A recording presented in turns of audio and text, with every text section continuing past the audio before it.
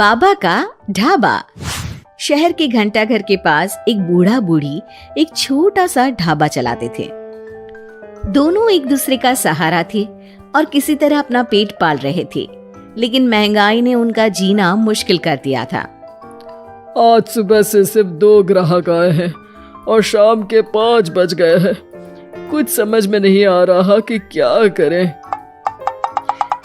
वो सब कह रहे हैं कि बाजार में मंदी आ गई है, इसीलिए सबकी गिराई नहीं चल रही। अरे बुढ़ापे में पैसों के लिए इतनी मगजमारी करनी पड़ रही है। अभी तो हाथ पैर चल रहे हैं तो काम धाम हो जाता है, बिस्तर पर आ गए तो पता नहीं कैसे चलेगा। बेटा बेटी सब छोड़ के चले गए हमको, बस गरीबी ने नहीं छोड़ा। भगवान के घर देर है अंधेर नहीं, सुनते सुनते हमारी आंखों में अंधेरा छा गया। कल भी बचा हुआ खाना कुत्तों को देना पड़ा था, आज भी यही करना पड़ेगा। रोज की तरह आज भी ग्राहकी नहीं हुई थी। रात को बाबा और अम्मा सड़क किनारे बने अपने ढाबे में ही सो जाते हैं। अगले दिन सुबह सुबह ही एक ग्राहक आ जाता है। बाबा जरा एक चाय और एक कचौरी तो देना। जी भैया, अभी गर्मा गर्म कचौरी तल के दे रहा हूँ। एक ही चाहिए बेटा? आपके साथ आई मैडम जी नहीं खाएंगी क्या? नहीं नहीं, मैं ये सब रोड की चीजें नहीं खाती हूँ, आप इन्हें ही खिला दो। और जल्दी करो ना, रितेश मूवी जाने के लिए लेट हो रहा है। अरे बाबा, लाल चटनी ज्यादा डालना। हाँ। लेकिन उसके बाद फिर पूरे दिन कोई ग्राहक नहीं आता और फिर से सारा खाना वेस्ट हो जाता है। ये सिलसिला कई दिनों तक चलता है और तभी एक दिन एक लड़का वहां अपना मोबाइल लहराते हुए पूछता है, हेलो दोस्तों, कैसे हैं आप सब? ठीक ही होंगे, मैं भी ठीक हूँ। और आज हम हैं किशनगंज के बाबा के ढाबे पर। चलिए देखते हैं कि बाबा क्या क्या बनाते हैं।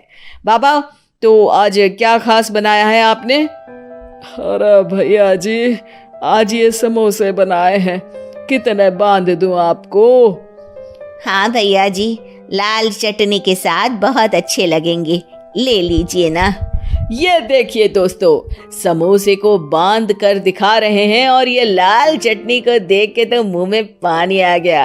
आज तो मजा आ जाएगा, आइए चखते हैं दोस्तों। लड़का समोसा चखते ही तारीफों के पुल बांध देता है। वाह वाह वाह, मजा आ गया, इतना अच्छा समोसा मैंने तो कभी नहीं खाया। आपको यहाँ जरूर आना चाहिए और ये समोसा जरूर खाना चाहिए। और एक चीज, ये देखो, ये रोड साइड पर इनका ढाबा है, इनकी हेल्प तो होनी ही चाहिए। अच्छा, वैसे और क्या क्या बनाते हैं आप? बेटा, पराठे मैगी सब बनाते हैं। वाह वाह, इतना अच्छा खाना बनाते हो, बहुत भीड़ होती होगी।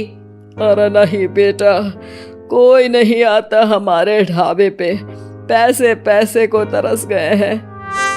अरे आप रो क्यों रही हैं? रोइए मत, क्या हो गया है? अरे बेटा, कुछ बिकता ही नहीं है, आधे भाव में चीजें बेच रहे हैं, प्यार से बना रहे हैं, फिर भी।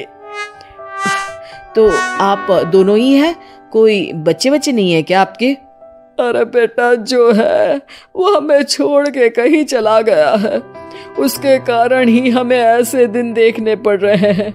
जो थोड़ा बहुत पैसा हमने इस ढाबे से बनाया था, वो सब लेकर भाग गया था।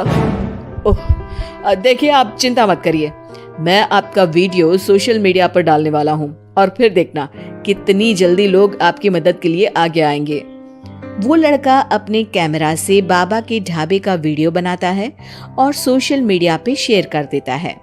वीडियो बहुत तेजी से वायरल हो जाता है और कुछ ही घंटों में वीडियो में दिए अकाउंट में करीब 1 लाख रुपए जमा हो जाते हैं। लड़का अगले दिन फिर ढाबे पे जाता है। बाबा, आप रोइए मत, पब्लिक ने आपका सारा दुख दूर कर दिया है, आपके खाते में 1 लाख रुपए आ गए हैं। अब टेंशन लेने की कोई बात नहीं है, टेंशन भूल जाइए और मजे कीजिए। अरे बेटा, तुम्हारा हम कैसे धन्यवाद करें, तुम्हारे कारण इस दुकान पर आज इतनी भीड़ लगी है, वरना हम दोनों ने तो उम्मीद ही छोड़ दी थी। हरा जुग जुग जियो बेटा, तुमने आज एक गरीब का भला किया है। भगवान तुम्हें बहुत तरक्की देंगे। बाबा की कहानी सोशल मीडिया के बाद टीवी पर भी फेमस हो जाती है और टीवी पर बाबा का बेटा उनकी कहानी देख लेता है और उसकी नजर बाबा के खाते में आए रुपयों पर पड़ती है। 1 लाख रुपया, वो भी एक दिन में? अरे ऐसा ही चलता रहा तो ये दोनों तो करोड़पति हो जाएंगे और मैं ऐसा ही रह जाऊंगा। लगता है यही समय है इनके पास वापस जाने का। 2-3 इमोशनल डायलॉग चिपका दूंगा, दोनों मान जाएंगे। और ये देखकर बाबा का बेटा उनके पास वापस चला जाता है। अब बाबा, मैं आ गया बाबा। अब मैं आ गया हूँ, आप चिंता मत कीजिए, मैं आपकी पूरी मदद करूंगा। अब तो मेरी आंखें खुल गई है बाबा। अरे बेटा, कितना याद करते थे तुझे मेरे लाल। अपने बूढ़े माँ बाप को छोड़ के अब कहीं मत जाना। अरे नहीं नहीं माँ, तब तो मेरी मजबूरी थी, लेकिन अब नहीं। मुझे माफ कर दीजिए माँ बाबूजी। बाबा काफी नरम दिल के इंसान थे और बेटे के आने की खुशी उनके लिए पैसों से कहीं ज्यादा होती है। वो अपने बेटे को माफ कर देते हैं। बेटा, हम तो कुछ साल में बचेंगे भी या नहीं कोई भरोसा नहीं, लेकिन तू मेहनत करके ये ढाबा चलाना, और इसलिए आज से मैं ये ढाबा और ये पैसे तेरे नाम करता हूँ। अब हमारी तो उम्र हो गई है, अब तू काम करना और हम घर बैठकर खाएंगे। ये कहकर बाबा सारा पैसा अपने बेटे को दे देते हैं और आराम से अपनी पत्नी को लेकर अपने पुराने घर चले जाते हैं। ढाबे पर काफी भीड़ बढ़ती है। कुछ दिन में ही बेटा काफी पैसे कमा लेता है। एक दिन जब व्लॉगर लड़का वहां पहुंचता है तो देखता है ढाबा बंद है। वो बाबा के पास जाता है। अरे बाबा, आपने अपना ढाबा क्यों बंद कर दिया? ढाबा बंद नहीं तो? वो लोग वहां जाते हैं तो पड़ोसी बताते हैं कि ढाबा तो पिछले 4 दिन से खुला ही नहीं। बाबा ढाबे को अपने पास रखी चाबी से खोलते हैं तो देखते हैं कि ढाबे में एक बर्तन तक नहीं है। बाबा सर पकड़कर बैठ जाते हैं। हमारे बेटे ने हमें फिर से बर्बाद कर दिया। पर हमारे पास तो वापस बर्तन खरीदने तक के पैसे नहीं है। बर्तन भी बेचकर खा गया होगा नालायक। बाबा आप चिंता मत करो, आप काफी फेमस हो, लोग फिर से आपकी मदद कर देंगे। बस इस बार अपने बेटे को दूर रखना ढाबे से। अब की बार बाबा ढाबे पे एक बोर्ड लगवाते हैं जिस पर लिखा है सिर्फ बाबा का ढाबा। ये सिर्फ क्यों लिखवाया है जी?